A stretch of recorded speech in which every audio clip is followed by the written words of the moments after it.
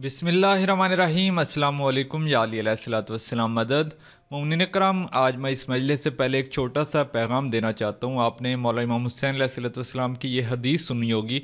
मौला ने फरमाया था कि जब भी ठंडा पानी पीना तो मुझ हुसैन अलैहिस्सलातु वस्सलाम की प्यास को याद रखना। तो हम कितने, हमारे शिया में से कितने लोग इस पर अमल करते हैं? आप जब भी पानी पीते हैं आपको याद ही नहीं रहता कि आप मौला की जो है वो उसको प्यास को याद करें। तो मैं चाहता हूँ कि आप इस चीज़ को अपनी आदत बना लें। देखिए, मैं भी जो है ना इस पे पहले अमल नहीं कर पाता था, लेकिन मैंने कोशिश की। 4-5 दिन मैंने इसको जब भी पानी पीता, हालांकि मुझे प्यास ना भी होती तो मैं कोशिश करता कि पानी पीऊँ, और पानी पीने के बाद मैं फिर ज़रूर मौला की प्यास को याद रखता। और जितने भी शहदाए करबला हैं, सैयदा ज़ैनब सलामुल्लाह अलैहा हो गई, उनकी प्यास को याद करता हूँ। तो इससे आप मेरी आदत बन चुकी है, तो आप भी इस पर अमल कर सकते हैं। तो यहाँ पर मैं एक छोटा सा जो है वाक़या बता देता हूँ ताकि आपको इसका अजर पता चले कि इस पर अमल करने का आपको अजर क्या मिल सकता है। तो एक शख्स जो है वो मौला इमाम जाफ़र सादिक अलैहिस्सलाम की खिदमत में हाजिर होता है और कहता है कि मौला, कल रात जो गुज़र चुकी है उस रात शब कदर के अमाल थे, लेकिन वो मैं अमाल जो है सुस्ती की वजह से नहीं बजा लाया। मुझे नींद आ गई या उसकी आंख लग गई गलती से, तो वो अमाल जो है उसके रह गए। तो मौला बताएं कि मैं बहुत ज़्यादा परेशान हूँ कि अब मैं क्या करूँ। तो मौला ने फरमाया कि तुम परेशान ना हो, तुम्हारे वो शब कदर के जो अमाल हैं वो मेरे पास लिस्ट आई है उन लोगों की, उन मोमिनीन की, कि जिन्होंने ये अमाल बजा लाए और उसमें तुम्हारा नाम मौजूद था। तो वो बहुत परेशान हुआ कि जब मैंने अमाल बजाई नहीं है तो मेरे फिर कैसे नाम उसके अंदर आ गया।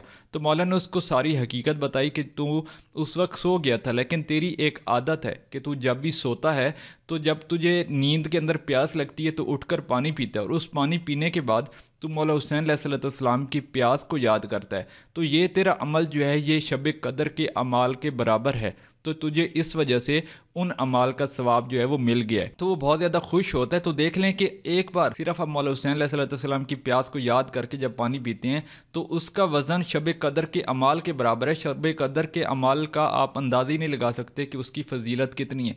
तो सिर्फ एक बार आप जब मौला की प्यास को याद करेंगे तो उसका ये फ़जीलत है। तो आप दिन में जितनी बार आप पानी पिएँ, आप उतनी बार जो है मौला की प्यास को याद करें, तो आप यकीन नहीं लगा सकते कि इसका कितना ज़्यादा आपको अजर मिलने वाला है। तो मेरी आप लोगों से बस छोटी सी यही गुजारिश है कि आप इस छोटे से अमल की, हालांकि इतना बड़ा कोई अमल नहीं है, लेकिन क्या है कि हम सुस्ती कर जाते हैं, हम इसको बजा लाने में वही बात है सुस्ती कर जाते हैं। तो अगर आप इसकी आदत बना लेते हैं तो ये छोटा सा अमल आपकी ज़िंदगी में इतनी ज़्यादा तब्दीली लाएगा, आप इसका अंदाज़ा नहीं लगा सकते। सो उम्मीद करता हूँ आपको ये पैगाम अच्छा लगा होगा। सो चलें आज की मजलिस जो मैंने तैयार की है उसको सुन लेते हैं। Subscribe to my channel and hit the bell icon so you never miss any video from my channel. हज़रत यूसुफ ने इशारा किया, काजीज इस बच्चे से पूछ, इस बच्चे से पूछ। बच्चा बोल पड़ा। अच्छा देखिए, बच्चा अगर बोले तो बच्चों वाली बात करे, कहता अजीज यूसुफ बेखता है, बस इतना कह देता बच्चा। बुलवाने वाला कौन? बच्चे के अंदर बोलने की ताकत कहां से आई है? रब चाहता है। बच्चा खुद नहीं बोला, उसकी कुदरत है। उसने कहा मैं मुतकल्लिम हूँ। मुतकल्लिम के क्या माने? अल्लाह मुतकल्लिम है। बच्चों को पढ़ाया जाता है अल्लाह मुतकल्लिम है। मुतकल्लिम के क्या माने? जिस चीज में चाहे कलाम पैदा कर दे। मुतकल्लिम अल्लाह जिस चीज में दीवार से आवाज आए इसलिए कि वो मुतकल्लिम है। नहीं, कुरान से ही बात कीजिए, कुरान से बात कीजिए। मूसा आग देख के गए हैं और दरख्त से आवाज आई, मैं तुम्हारा रब हूं, दरख्त में आवाज पैदा कर दी। तो पूरा कुरान भरा पड़ा है। अलावा इंसानों के कहां कहां आवाज पैदा हो गई। अभी लोगों ने कहा, काफिरों ने सरकार से, ये पत्थर जो पड़े हैं ये बोले। सरकार ने पत्थर हाथ पे उठा लिए। पत्थरों ने कहा ला इलाहा इल्लल्लाह। जानवरों की तरफ इशारा किया, ये जानवर बोले। सरकार ने इशारा किया। गो ने बोलकर कहा ला इलाहा इल्लल्लाह। ऊंट से कहा, उसने कहा ला इलाहा इल्लल्लाह। तो जानवर कलमा पढ़ने लगे, दरख्त कलमा पढ़ने लगे, पत्थर कलमा। तो कलाम किसने पैदा किया? उसने पैदा किया। यह है मारिफत इलाही, ना कि हम मोजिज़ाते रसूल का इनकार कर दें। लेकिन कुरान तो है। कोहे तूर पे आवाज तो आती थी, ईसा बोले तो थे, पत्थर से आवाज तो आती थी, दरख्त बोला तो था, आवाज तो आई थी। कुरान की आयत है। और कौन सा मुसलमान है जो आयत कुरानी पर यकीन नहीं रखता? तो वो जिस चीज में चाहे कलाम पैदा कर दे। तो वो बच्चा जो बोला है, जरा यूसुफ की मार्फत इलाही देखिए कि मैं उसका भेजा नबी हूं, मैं किसी गैर से मदद क्यों मांगूं। तो रुजू किया अपने रब की तरफ। रब ने यूसुफ के दिल में डाला कि तुम इशारा करो बच्चे की तरफ, बच्चे को हम बुलवाएंगे। ये पूरा सफर है तौहीद का सफर। मार्फत तो हो जब भी तो बातें समझ में आए। तो यूसुफ ने इशारा किया, बच्चा बोला, तो बच्चा कह देता यूसुफ बेखता है, लेकिन बुरहान दलील, चूंकि अल्लाह बच्चे को बुलवा रहा था इसलिए दलील आसमान से उतरी। बच्चे ने कहा, अजीज ये देख, अगर दामन आगे से फटा है तो यूसुफ खताकार, अगर पीछे का दामन फटा है तो जलेखा खताकार। मोहकम दलील। अजीज ने देखा तो दामन पीछे से फटा था, तो दलील तो अजीज मिस्र को मिल गई, गवाही देने वाला बच्चा। तो अब रुक के सूरह यूसुफ 12वां सूरा है, पूरा पढ़ डालिए और फिर उससे पूछिए कि अगर बच्चा ना बोलता तो इस्मत अंबिया की गवाही, यूसुफ जहां दाएं बाएं देख रहे थे तो क्या अल्लाह आसमान से उतर के आता? अरे वसीला बनाता है, बच्चे को वसीला बना, बच्चे को छोटे से बच्चे को वसीला बना दिया। तो भाई हुसैन हाफिजे कुरान थे, हुसैन अंबिया के वारिस थे, कुछ सोचकर अली असगर को लाए थे।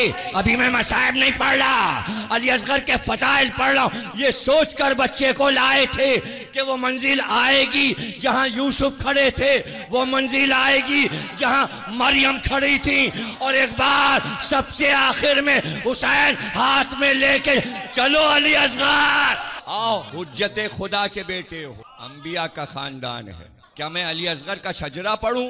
क्या मैं अंबिया तक अली असगर का शजरा पढ़ूं? अगर आप विरासत के कायल हैं कि नस्लों में सब कुछ चलता है तो आइए फिर मेरे साथ साथ दे दीजिए। अली असगर, बाप हुसैन, उनका बाप अली, उनका बाप इमरान, अबू तालिब, उनका बाप अब्दुल मुत्तलिब, उनका बाप हाशिम, उनका बाप अब्द मनाफ, उनका बाप किलाब, और फिर कुसई, और फिर अदनान तक जाइए, और उनके बाप फिर इस्माइल, फिर उनके बाप इब्राहिम, इब्राहिम के ऊपर जाइए। इब्राहिम किसकी नस्ल में हैं? तारुख के बेटे हैं।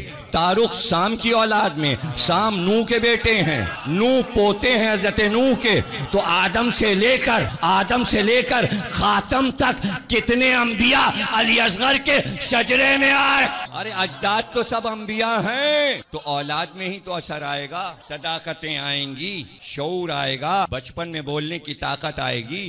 गोया तौहीद साथ साथ है अंबिया के, तो वो तौहीद का सफर अली असगर तक है। तो अब अली असगर की गवाही, तो गवाही किसकी है? तौहीद की गवाही।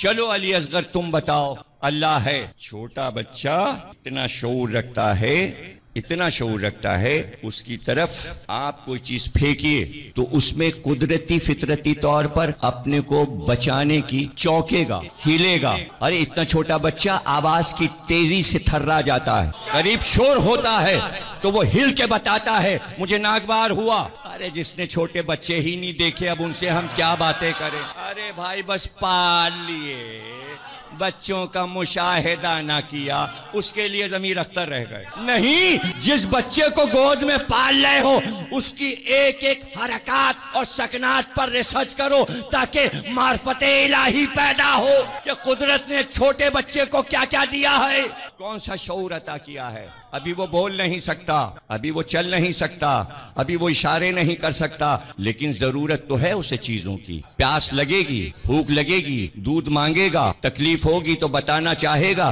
तो क्या बोल के बताएगा? 4 दिन का बच्चा, सर में दर्द है, पेट में दर्द है, हाथ में तकलीफ है, हाथ मुड़ गया है, पैर मुड़ गया है, ये तकलीफ है, ये तकलीफ है, और क्या क्या हाजतें हैं। जो बड़ों को हाजतें हैं वही बच्चे को भी हाजतें हैं, लेकिन वो बता देता है मैं तकलीफ में हूं, मुझे संभालो, मुझे ताहिर करो, मुझे पाक करो, मुझे साफ करो।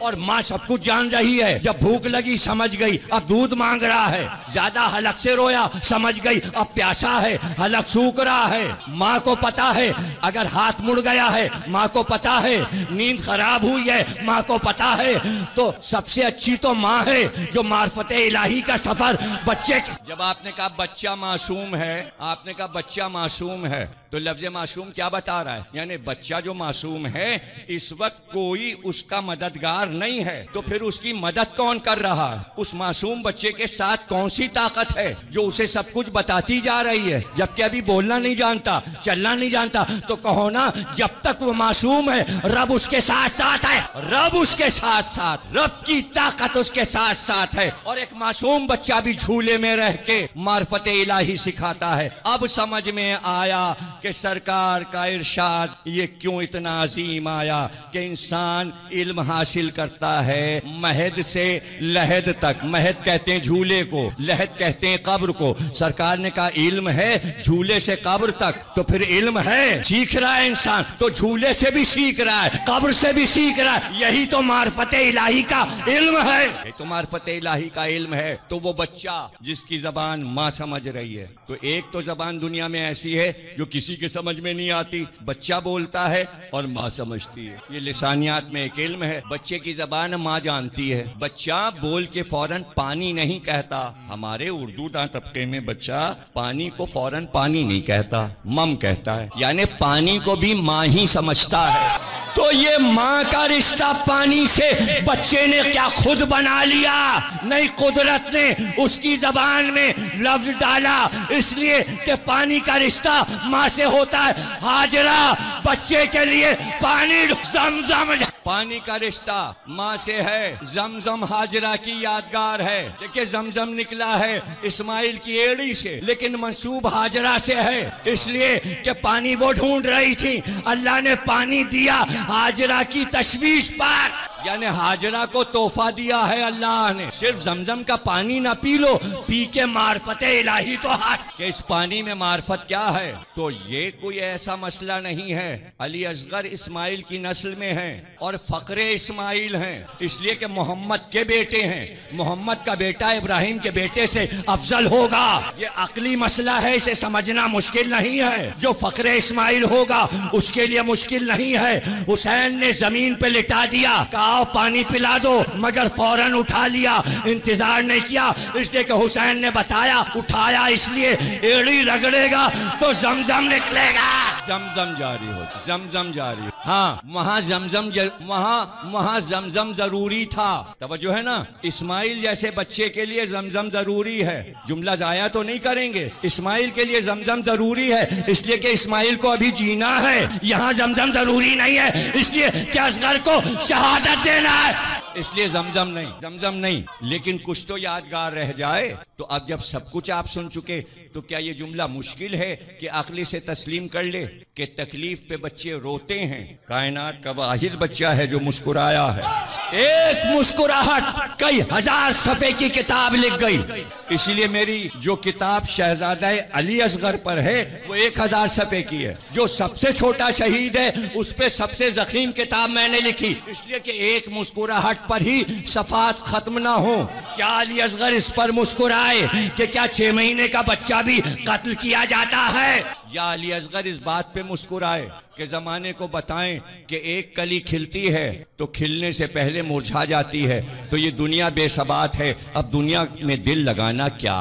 देखो मैं तो चला मुस्कुरा के, क्या ये है दुनिया?